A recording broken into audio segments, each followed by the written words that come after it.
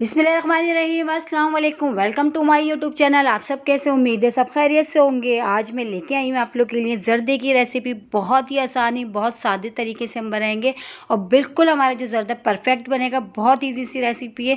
अगर आप इस रेसिपी को फॉलो करते हुए बनाएंगे तो आपका भी जर्दा बिल्कुल ही बहुत ही मज़ेदार सा और परफेक्ट सा तैयार होगा। तो उसके लिए आपने मेरी पूरी वीडियो वॉच करनी है। तो चलते हैं रेसिपी की तरफ। आधा किलो हमने लिए हैं इसमें सेला चावल। अच्छा, सेला चावल को मैंने तकरीबन 2 घंटे भिगोया था। ठीक है, 2 लाजमी भिगोइएगा। उससे ये कि जर्दे के चावल हमारे बिल्कुल अच्छे और बिल्कुल गले हुए और बिल्कुल परफेक्ट बनेंगे। और इसके अलावा चीनी मैंने इसमें ली। अच्छा, चीनी मैंने आधे किलो से थोड़ी कम ली। जितने चावल हैं उससे थोड़े कम है। अगर आपको मिठास ज़्यादा पसंद है तो बराबर ले लीजिएगा। उसके अलावा फूड्स कलर है, खोपरा है, बादाम है, किशमिश है और 3 सब्ज़ी इलायची मैंने इसमें ली है। और सब्ज़ी इलायची के साथ 3 अदद लौंग भी मैंने लिए। ठीक है, ये सारी चीज़ हो गई। अच्छे ड्राई फ्रूट अपने हिसाब से आपको जो पसंद हो। और 1 प्याली मैंने इसमें लिए घी। तो चले बनाना शुरू करते हैं। सबसे पहले मैंने चूल्हे पे जो है तकरीबन इसमें 4 से 5 गिलास मैंने इसमें पानी डाल दिया। पानी मैंने इतना डाला ताकि जो हमारे चावल है ना, आधे किलो सेला जो हमने लिए हैं वो अच्छे से जो है गल जाएँ। ठीक है, अब उसमें जो फूड्स कलर मैंने डाल दिया। अच्छा, फूड्स कलर भी आपको अगर ज़्यादा पसंद है तेज़ तो आप तेज़ कर सकते हैं। तो देखिए इसमें पकते हुए जो है टाइम हो चुका था, बॉयल आने शुरू हो गए थे इसमें।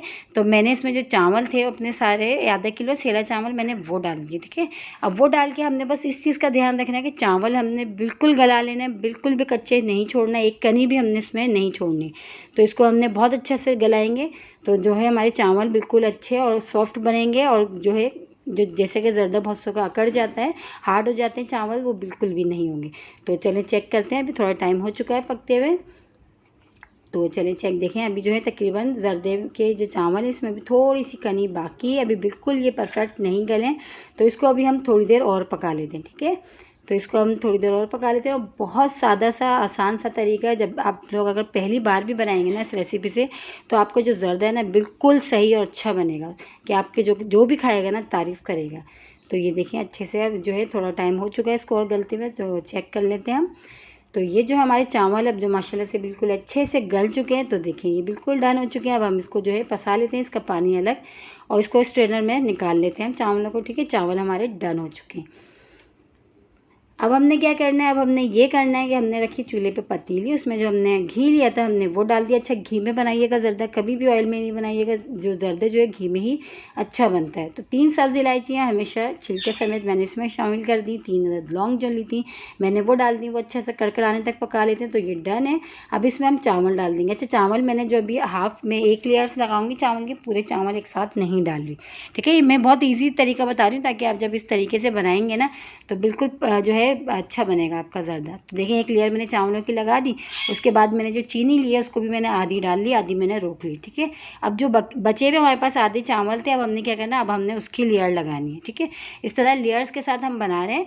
और बहुत जो है ना देखिए इसी तरीके से मैं आपको बता रही हूँ ताकि जब आप बनाएंगे ना जर्दा और बना के आप कहेंगे कि वाकई तो बहुत ही आसान तरीका है कि हमने पहले क्यों नहीं इस रेसिपी से बनाई।